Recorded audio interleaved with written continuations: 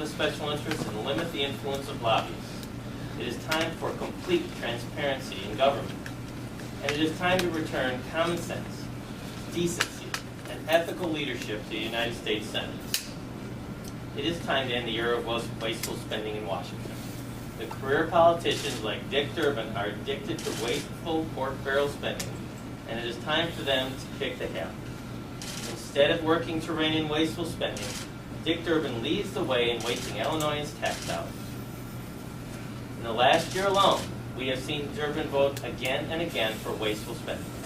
Last fall, after the tragic bridge collapse in Minnesota, Durbin voted to waste taxpayer money on bike paths and other port projects instead of spending the money to repair the more than 290 structurally deficient bridges in Illinois. In October, Durbin voted to protect a $1 million earmark for a museum celebrating Woodstock instead of spending that money on aid for pregnant women, mothers, and infants. Also in October, Durbin chose to prioritize pork barrel spending over providing health care insurance for children by proposing an amendment that would have delayed funding for earmarks until the Health and Human Services Secretary certified that all children in the U.S. under the age of 18 have health insurance. Finally, Dick Durbin recently broke with Senator Obama by opposing an amendment that would have imposed a year-long moratorium on congressional earmarks. Every time Dick Durbin has been given the choice between wasteful spending for his special interest friends and standing up for average Illinoisans, Dick Durbin has always chosen the special interests. Last year, Dick Durbin and his friends in Congress passed out nearly 12,000 earmarks that cost the American taxpayer more than $17 billion. And according to Citizens Against Government Waste, a good government watchdog group, Senator Durbin has one of the worst records in the Senate on controlling wasteful spending. In fact, his record was so dismal that he was rated hostile to taxpayers. This earmark shell game that Durbin fights so hard to protect works for the politicians and the special interests that fund their campaigns, but it does not work for Illinoisans. Dick Durbin has turned Illinois into America's ATM, as taxpayers here are forced to foot the bill for wasteful projects across the country. It's pathetic that Durbin has allowed our state to rank 5th worst on the return for federal dollars that we send to Washington. When I'm representing Illinois in the U.S. Senate, I will work to end this shameful earmark shell game. I will support legislation to eliminate earmarks, and I will personally work for reform by refusing to seek, support, or enact earmarks during the appropriations process. It is time to break the power of the special interests and limit the influence of lobbyists. Serving in the United States Senate should be about public service. It should be about representing the people of the state that elected you. Serving in the Senate should not be viewed as an opportunity to enrich yourself or your friends and family. Sadly, career politicians like Dick Durbin think that there is nothing wrong with abusing the public trust if it lines his pockets or the pockets of his family. Unlike Dick Durbin, I do not believe that the spouses or children of U.S. senators should trade influence and access for personal gain. The special interests and the lobbyists who represent them are destroying representative government as we know it. They've been allowed to become too powerful and exercise far too much influence over our elected representatives. When I am representing Illinois in the Senate, I will introduce ethics reform legislation that will ban the direct family of senators from acting as registered federal or state lobbyists.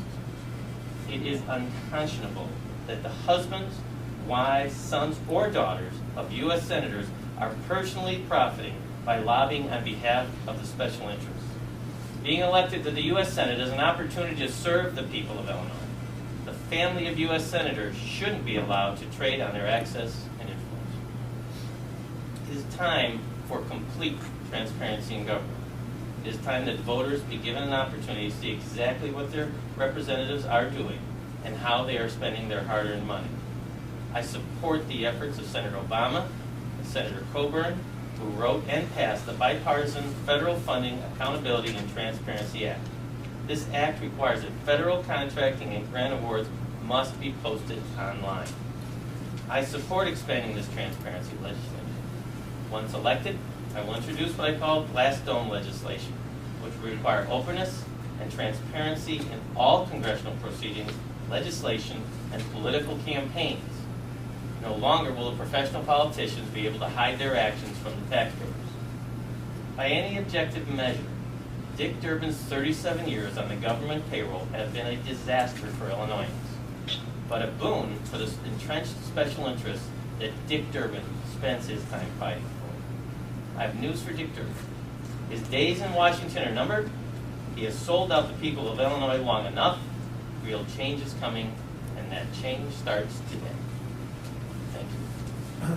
I'm having a hard time reconciling a couple of your positions here. One being that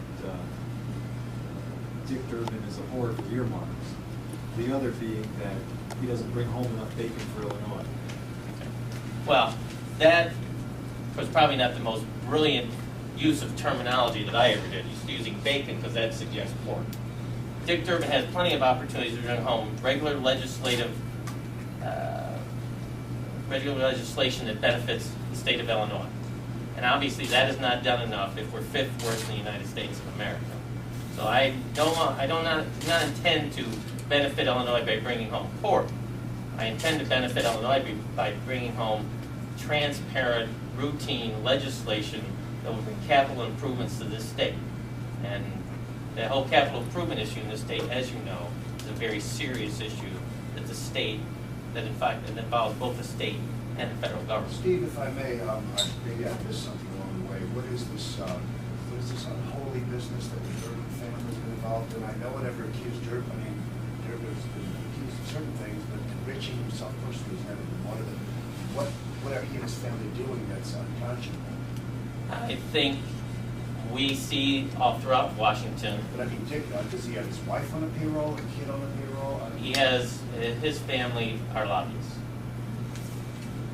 And that's bad? Are you not? Yes, I'm against that. I don't think we have any business having U.S. senators having their family being lobbyists, because they're peddling their influence and access, and that's inappropriate. You know, the lobbyists, lobbyists are problematic enough for us. When they start getting involved as family members of influential people in Washington, I think that's very wrong. And you won't take any contributions from lobbyists, or you will, or how are you going to handle that within your own situation?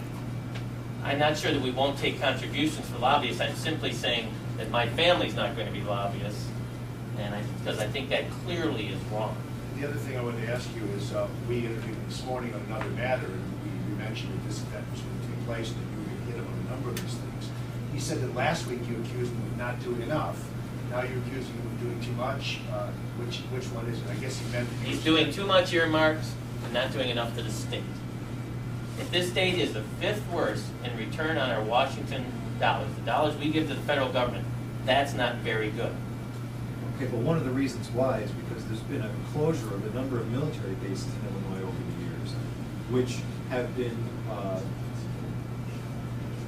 been recommended by the non-political base realignment and closing commissions.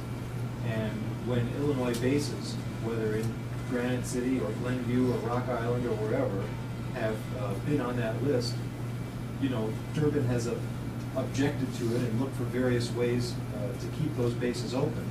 But nevertheless, the whole idea of the Base Realignment and Closing Commission is to keep politics out of it. Durbin should have his hands off something.